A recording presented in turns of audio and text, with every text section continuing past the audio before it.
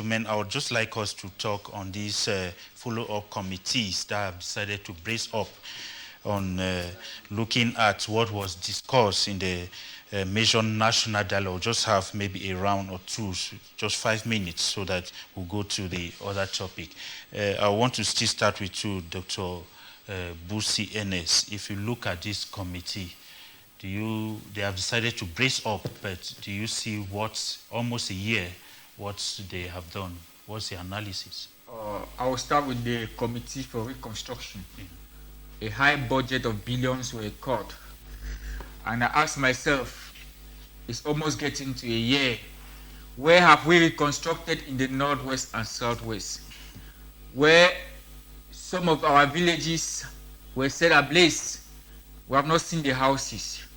We have not seen any reconstruction. Chaos is still going on. Crossfires are still going on, and people are on the run. I asked myself, the Committee for Reconstruction, where the minister came to the Northwest and Southwest, and even traveled through the back roads in Bamenda, in Santa. I asked myself, where is that committee? The said minister is not talking again. Everything. I don't know whether we'll create a kind of committee in this country that will be committee to look after committees, committee to follow up committees.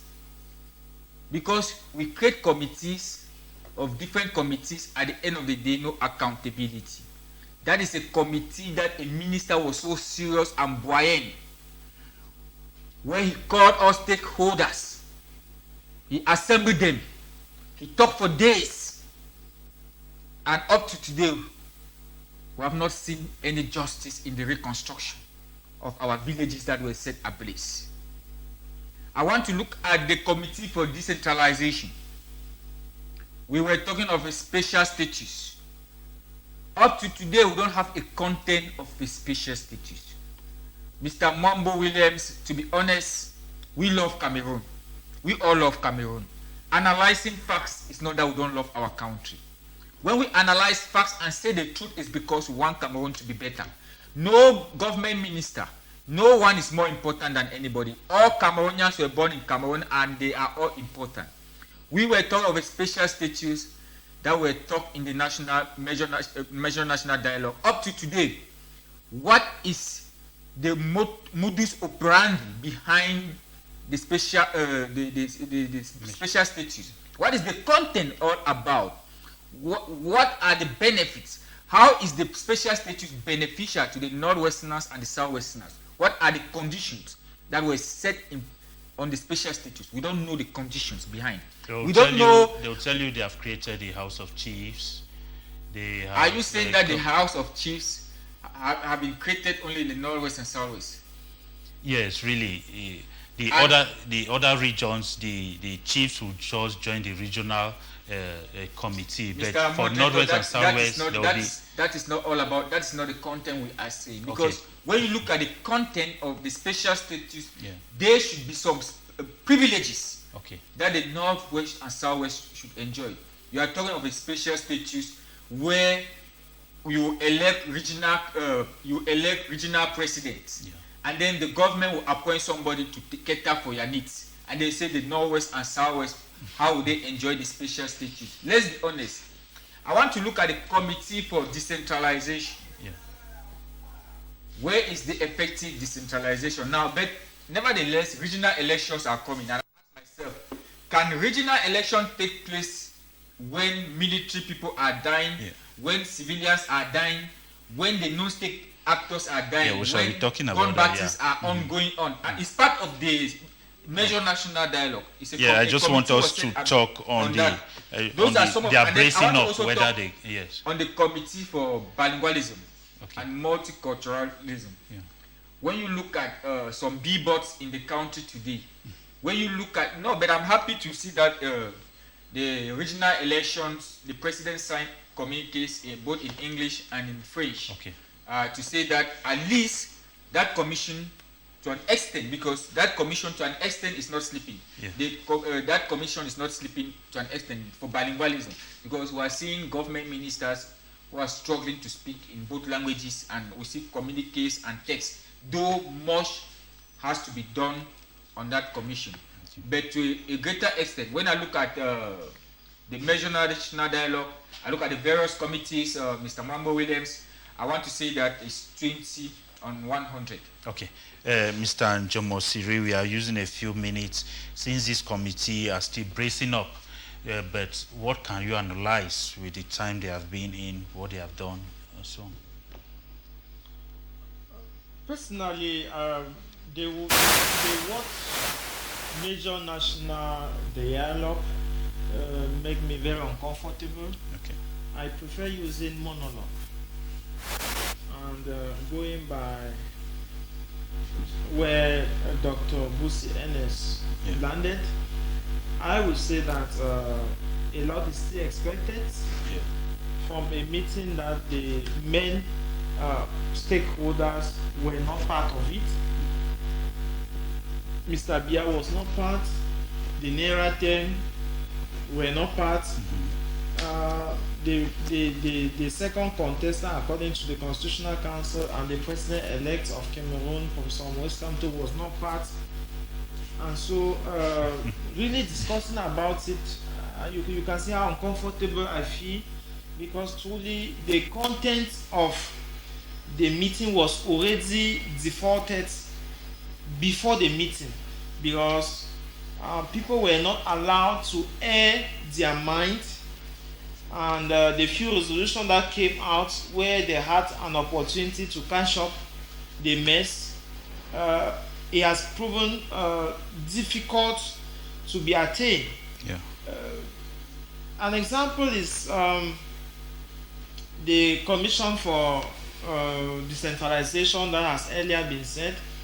People left from the Northwest and the Southwest with the federalism or federation motive, and when they reached Yaoundé, they switched them to a decentralization committee, and they went there. They were smoking and hailing, and they were happy. And the people behind were asking themselves, that is that what you went to Yaoundé for? And after that, they promised us that at least, having taken part in the dialogue, anything good that come out of it will be welcomed by the people, and behold, they have given us the special status. Taken after a professor here in Boya, who is now championing administration at the level of Kaduna University, Professor Victor Ngo. I was following him on the CRTV Southwest station, where he was telling the people that he regrets his participation there, because the special status that finally that they arrived at was without content, and that the content was to be decided by the very people who organized the meeting. But if he says so, he was one of those who were really maybe appreciating everything that went on. I don't know whether you follow me before adding that go on. Consequential comment. Go on. And so I wanted to say the content was already cooked up for an intention, and they have been doing everything to force their intention. When you see this question came up so many times when the Minister of Decentralization and Local Government have granted audiences to the state media, and when he's been asked about the peculiarity of the two English-speaking regions, he keep on saying that the head of state is going to define that when the regional election comes up. And now finally, I will not really pretend here that the decree calling for the regional election is giving me any particular feeling than being sat to say that it's going to change anything. The House of Chief that is assumed to come by, 2 days ago, we already had a presidential decree that was defined that only 20 chiefs per division will represent the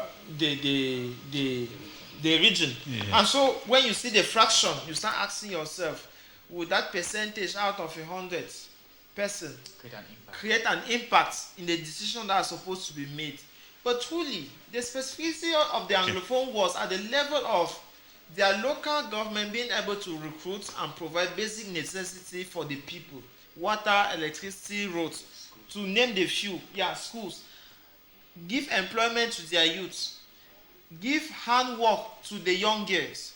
And move people from the informal sector to the formal sector. That is a basic thing that the people want in the Northwest and the Southwest, because their heritage is the informal, the indirect rule, and they want to be given back that autonomy to manage their resources. But all these flamboyant things that I keep hearing people talking about, Nwambo, I'm telling you, is not going to move us an inch. And instead of sitting here and congratulating Chief Dr. John Ngute, I want to hold him responsible for this other misery and lies that was proposed, that was sent to the Anglophone community through him, because if he has refused, it was possible. I've seen people, Gaga Rama in 1991, refused to be part of Mr. Bia's government. So I would have expected Chief Dr. John Ngute to refuse. That if Mr. Bia is not coming to chair that meeting himself, then let us leave it, than to go and be a figurehead in something that today he has no tail nor an end. Please, let me say something. Yes, Mr. please. Should I write Yes, on? go on, please. We wouldn't really. The Prime Minister and Head of Government is a bona fide Cameroonian, and we cannot blame the Prime Minister to a greater extent if he has been given trust, responsibility, because he's the head of government. And I think that if the Prime Minister has been given responsibility, as you earlier said, Mr. Njombo Siri, we need strong institutions. We don't need strong persons. If we have strong institutions who have been solving our problems, let's not put the blame on the Prime Minister and Head of Government. Okay. Dear viewers, let us just go to the next topic. I would like us to talk on the regional elections that